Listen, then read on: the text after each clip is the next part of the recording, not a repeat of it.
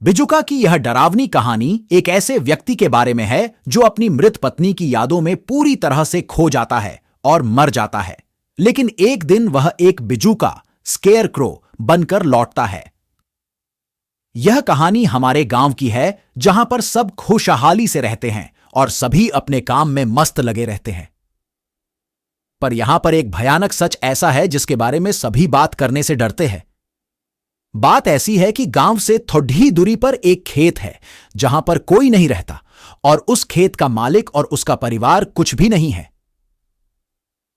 अब आप ऐसा सोचेंगे कि फिर तो लोगों ने उस खेत पर कब्जा कर लिया होगा। दरअसल कोई उस खेत पर कब्जा करना तो दूर, उस खेत की ओर मुद्द कर भी नहीं देखता। ऐसा इसलिए है क्योंकि उस खेत की रक्षा करता है एक भयानक बिजुका, और लोगों का मानना है कि उस बिजुके में उस खेत के मालिक की आत्मा है जो कि अपने खेत और उस खेत पर बने घर से काफी प्यार करता था। उस आदमी के परिवार में केवल उसकी पत्नी ही थी जिससे वो काफी प्यार करता था, और एक दिन उसकी पत्नी एक लंबी बीमारी के चलते मर गई और वो आदमी अकेला हो गया। धीरे धीरे उसने अपनी पत्नी की याद में खाना पीना बंद कर दिया और वो अपने खेत में बने बिजुका के पास आकर बैठ गया, और वो वहां से तब तक नहीं उठा जब तक कि उसकी मौत नहीं हो गई। गांव वालों ने उसको उसी जगह पर दफना दिया था, उस बिजुका के नीचे, और तब से कहा जाता है कि उसकी आत्मा उस बिजुका में है और वो अपने घर और खेत की देखभाल करता है। बहुत से लोगों ने रात में उस बिजुका को हिलते देखा है और अपने खेत के चक्कर लगाते देखा है। कोई भी उस खेत में जाने की हिम्मत नहीं करता, और जिसने भी गलती से उस खेत में पैर रख दिया तो वो बिजुका उसे बाहर निकाल देता है। बहुत से शराबी बहुत समय पहले उस खेत में शराब पीने गए और उस खेत में पेशाब किया और दारू पीने लगे, तो उनकी महफिल में वो बिजुका भी शामिल हो गया, और उसे देखकर सभी शराबियों का नशा उतर गया और सब उस जगह से भाग निकले। कई बार उस खेत के पास की सड़ झक से गुजरने पर बहुत से लोगों ने उस बिजुका को उनकी तरफ देखते हुए देखा है। वो बिजुका किसी को कोई नुकसान नहीं पहुंचाता है, और वो तब तक तो नहीं पहुंचाएगा जब तक कि लोग उसके घर और उसके खेत से दूर है। कोई भी आदमी उसके घर के अंदर नहीं गया, और जब उसकी पत्नी मरी तो किसी ने भी नहीं देखा था कि उसकी पत्नी का अंतिम संस्कार कैसे हुआ। पर वो बिजुका आज भी उसी खेत में रहता है, और अब उस खेत के चारों तरफ घनी और लंबी लंबी झाड़ियां उग गई है और अंदर देख पाना काफी मुश्किल हो गया है। उस खेत में कोई पक्षी नहीं जाता है, और वो बिजुका रात भर उस खेत और घर का पहरा देता है। दोस्तों, आपको कहानी कैसी लगी कमेंट करके जरूर बताएं। अधिक नई कहानियां सुनने के लिए चैनल को सब्सक्राइब करें। आज मैं आपको जिस भयानक घटना, हॉरिबल इंसिडेंट के बारे में बताने जा रहा हूं, वह घटना कुछ सालों पहले मेरे मामा के साथ हुई थी। अब मैं आपको इस रोंगटे खड़े कर देने वाली घटना के बारे में विस्तार से बताने वाला हूं। मेरे मामा एक रात को अपना काम करके देर से घर लौट रहे थे। आमतौर पर मेरे मामा हर रोज रात को घर जल्दी आ जाते थे, लेकिन एक रात को कुछ काम होने की वजह से वे देर से घर लौट रहे थे। मेरे मामा ने फोन करके हमको बता दिया था कि आज वे रात को देर से घर लौटने वाले हैं। जब मेरे मामा रास्ते में घर की ओर आ रहे थे तब उन्हें अचानक एक घुंघरू की आवाज सुनाई दी। जब वे पीछे मुड़े तो उन्होंने देखा कि उनके पीछे एक काला कुत्ता खड़ा था, जिसकी आंखें लाल थीं और उसके पैरों में घुंघरू बंधे हुए थे। फिर मेरे मामा ने उस कुत्ते को नजरअंदाज किया और वे सोचने लगे कि शायद यह एक आवारा कुत्ता होगा, लेकिन तभी मेरे मामा का माथा ठनका कि जरूर कुछ तो गड़बड़ है। इतनी अंधेरी रात में आखिर वह कुत्ता मेरे मामा का पीछा क्यों कर रहा था, और वो भी बड्ढे ही अजीब तरीके से। जब उन्होंने फिर से पीछे मुड़कर देखा तो उन्होंने देखा कि वह कुत्ता उन्हें गुस्से भरी शैतानी निगाहों से देख रहा था, और ऐसा लग रहा था कि आज वो कुत्ता उनकी जान लेकर ही रहेगा। अचानक से वह कुत्ता मेरे मामा की तरफ आया और उन्हें देखकर गुस्से से उन पर भौंकने लगा। उस कुत्ते ने मेरे मामा की शर्ट और पेंट पकड़ ली और उन्हें खींचने लगा।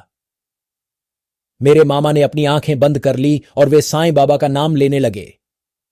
उसके बाद उन्होंने अपनी आंखें खोली तो उन्होंने देखा कि वह कुत्ता वहां पर नहीं था। वह वहां से गायब हो चुका था। जब तक मेरे मामा घर पर नहीं पहुंचे तब तक वे साईं बाबा का नाम लेते रहे। जब घर वालों ने उनसे खरोंचों के बारे में पूछा तो उन्होंने झूठ बोल दिया कि वे रास्ते में गिर गए थे, जिसकी वजह से उन्हें चोट लग गई, ताकि वह घर वालों की डांट खाने से बच जाए। इसके कई सालों बाद मेरे मामा ने इस घटना के बारे में बताया कि किस तरह एक कुत्ता उनके पीछे पड़ गया था और उन्होंने किस तरह उस कुत्ते से अपनी जान बचाई। दोस्तों, आपको कहानी कैसी लगी कमेंट करके जरूर बताएं। अधिक नई कहानियां सुनने के लिए चैनल को सब्सक्राइब करें।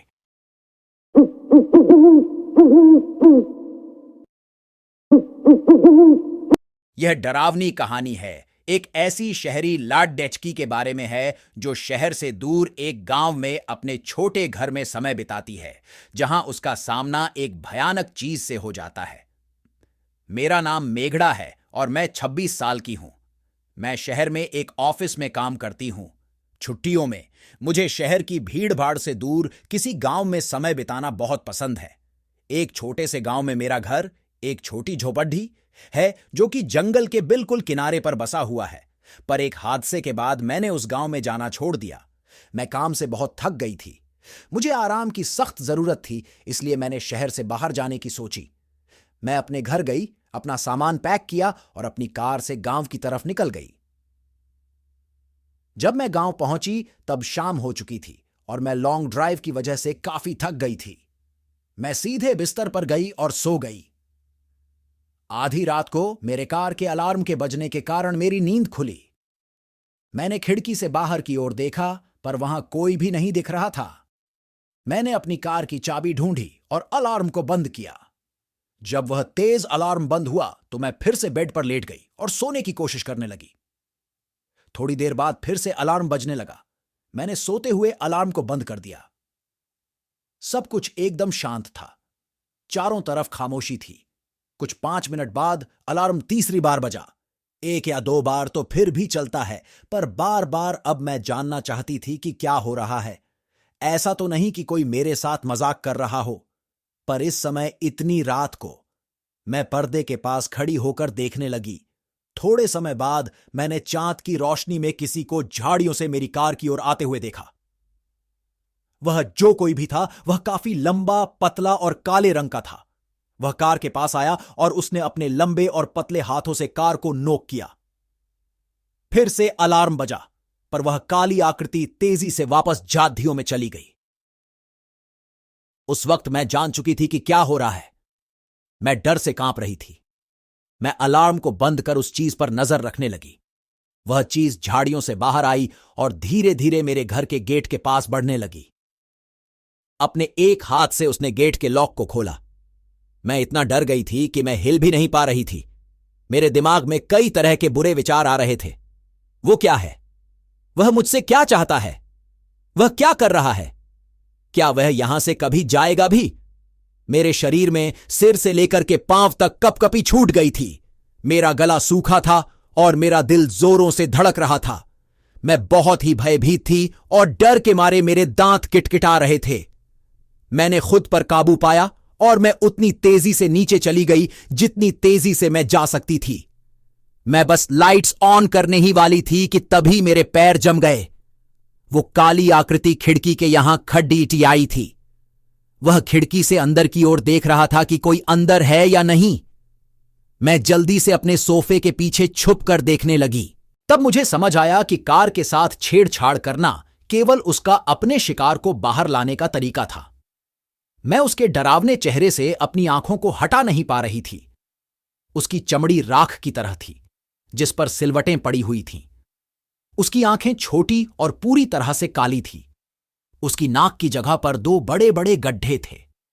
उसके चेहरे पर होठों की जगह बड़े बड़े पेने दांतों की 2 लाइनें थीं। उसकी सांस बहुत भारी और डरावनी थी, जो कि खिड़की पर भाप की तरह साफ नजर आ रही थी। मैं जानती थी कि वह जाने वाला नहीं है। खिड़की के पास थोड़ी देर तक खड़े रहने के बाद मुझे उसकी फ्रंट डोर को खोलने की आवाज आई। मैंने देखा कि वह दरवाजे के हैंडल को खोलने की कोशिश कर रहा था और उसके बाद उस जानवर ने एक तेज आवाज निकाली।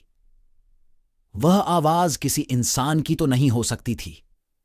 वह आवाज ऐसी थी कि मानो कोई पागल कुत्ता हड्डी को चबा रहा हो। गहरी तथा भयंकर जानवर के गुर्राने की आवाज थी उसकी।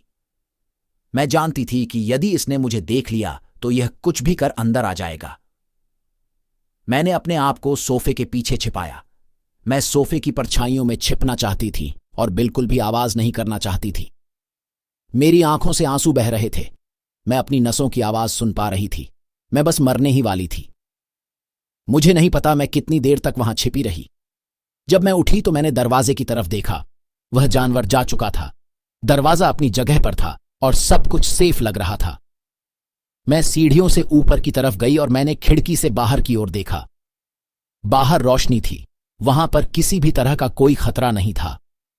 मैंने इस मौके का फायदा उठाया और अपनी चाबियां उठा ली। मैंने अपना सामान भी नहीं लिया। मैं कार की तरफ भागी। मैं कार में गई और दरवाजे को बंद कर जितनी तेजी से हो सके उस गांव से बाहर निकल गई। मैं तब तक गाड़ी चलाती रही जब तक मैं अपने शहर ना पहुंच गई।